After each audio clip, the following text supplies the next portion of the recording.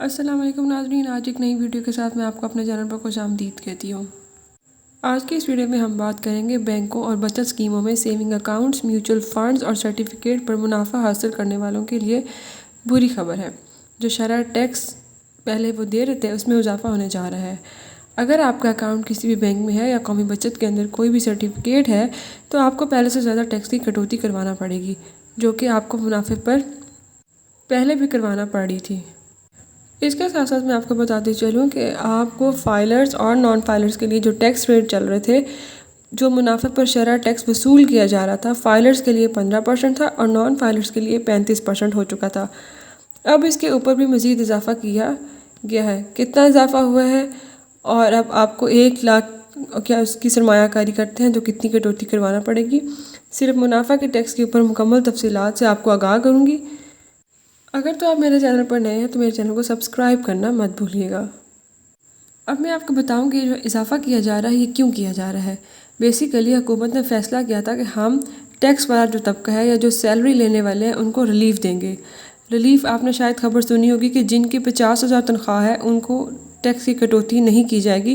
بلکہ جن کی 1,00,000 یا اس سے زیادہ کی تنخواہ ہے تو اس کے اوپر ٹیکس کی کٹوتی کی جائے گی۔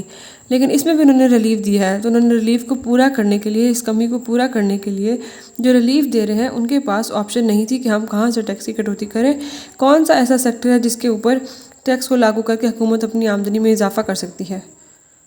اور یہ تو آپ کو پتہ ہی ہوگا کہ پاکستان کے اندر اربوں نہیں بلکہ خربوں روپے پڑے ہوئے ہیں جو کہ سیونگ اکاؤنٹ اور میوچل فنڈز کے اندر، جہاں پہ لوگ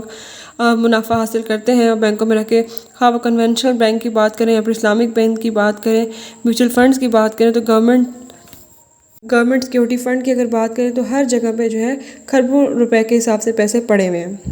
سب سے پہلے تو میں آپ کو آپ کی اسکرین پر یہ جنگ اخبار کی خبر دکھا دیتی ہوں، جس میں یہ کہا گیا ہے کہ تنخواہ دار طبقے کو ریلیف دینے کے لیے بچت اور اسکیموں میں ڈپازٹ پر شرح ٹیکس میں اضافہ ہونے جا رہا ہے۔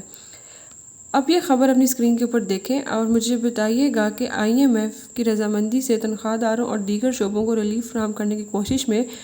FPR کمرشل بینکوں اور بچت میں رکھے ڈپازٹ پر حاصل ہونے والے سود کی آمدنی پر ٹیکس کی شرح میں 2% اضافے پر غور کر رہا ہے۔ اب اگر یہ لکھا گیا کہ غور کیا جا رہا ہے تو اس کا مطلب ہے کہ یہ اضافہ ہوگا، کیونکہ اگر ان کی کنسیڈریشن میں آ گیا ہے تو انہوں نے یہ کمی پوری کرنے کے لیے کسی نہ کسی سیکٹر سے تو نکالنا ہی ہے، تو ان کے پاس یہ آپشن جو ہے وہ موجود ہے۔ اب آپ اس میں یہ نہ سمجھے گا کہ سود کی آمدنی سے مراد کنونشنل بینک کی بات ہے، اس میں اسلامک بینک بھی شامل ہوگی، خواہ آپ میوچل فنڈز کے اندر ہیں یا خواہ آپ کسی بھی اسلامی مطلب ٹرم ڈپازٹ کے اندر انویسٹمنٹ کر رکھی ہے۔ تو آئندہ مالی سال 2025-26 کے بجٹ میں فائلرز اور نان فائلرز دونوں کے لیے ٹیکس کی شرح میں اضافے کی تجویز دی گئی ہے۔ اب میں آپ کو بتاؤں گی کہ اگر تو یہ اضافہ ہوتا ہے تو کتنا بڑا نقصان ہوگا۔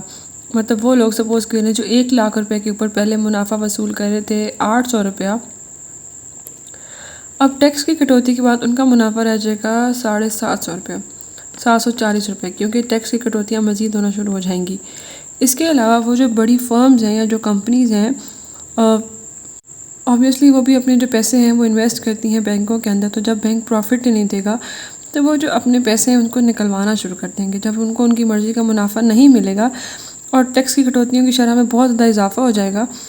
تو وہ جو ہے اپنے پیسے نکلوانا شروع کر دیں گے۔ اس کے بعد حکومت کی جو پالیسی ہے اس میں سیونگ اکاؤنٹ کے اندر جو منافع ہے اس کو بھی کم کر دیں گے، اس کی شرح کو بھی کم کر دیا جائے گا اور اس پر ٹیکس کے جو منافع ہے شرح ہے اس کو بڑھا دیا جائے گا۔ اب اس سب سے یہ لگتا ہے کہ حکومت کی جو پالیسی ہے کہ جو سیونگ اکاؤنٹ کے اندر منافع ہے اس کی پرسنٹیج کو بھی کم کر دیں گے اور اس کے ساتھ ساتھ جو شرح منافع پر ٹیکس لگتا ہے اس منافع میں اضافہ کر دیں گے۔ اس سے یہ ہوگا کہ اگر فائلرز فار ایگزامپل اگر یہ منظور ہو جاتا تو فائلرز کے لیے 17% ہو جائے گا اور 15 سے 17 اور نان فائلرز کے لیے 35 سے 37% ہو جائے گا۔ مطلب اگر آپ 1,00,000 روپے کے اوپر فرض کر لیتے ہیں 1,000 روپے کما دیتے تو 37% اس سے نکالیں تو 37 جب نکل گئے، اس طرح 1,000 روپے کے میں سے 337 روپے تو نکل گئے تو پیچھے جو رہ جائے گا آپ کا 663 روپے رہ جائے گا۔ اور اگر 1,000 کا منافع ہوتا ہے تو اس سے آپ کو 800 روپے منافع مل رہا تھا۔ اب اس پالیسی کے بعد جو ہے یہ منافع جو ہے بہت زیادہ کم ہو جائے گا، 400 یا پھر 500 روپے کے قریب رہ جائے گا، اور اس کے بعد جو ہے ظاہری سی بات ہے لوگ اپنے پیسے جو ہے وہ نکال لیں گے کیونکہ ان کو فائدہ ہی نہیں ہوگا۔ پروفٹ ریٹ بہت کم ملے گا۔ تو اب آگے دیکھتے ہیں کہ کیا اس پہ عمل ہوتا بھی ہے کہ صرف ابھی خبر ہی چلی ہے۔ مزید آنے والی ویڈیوز میں جانیں گے۔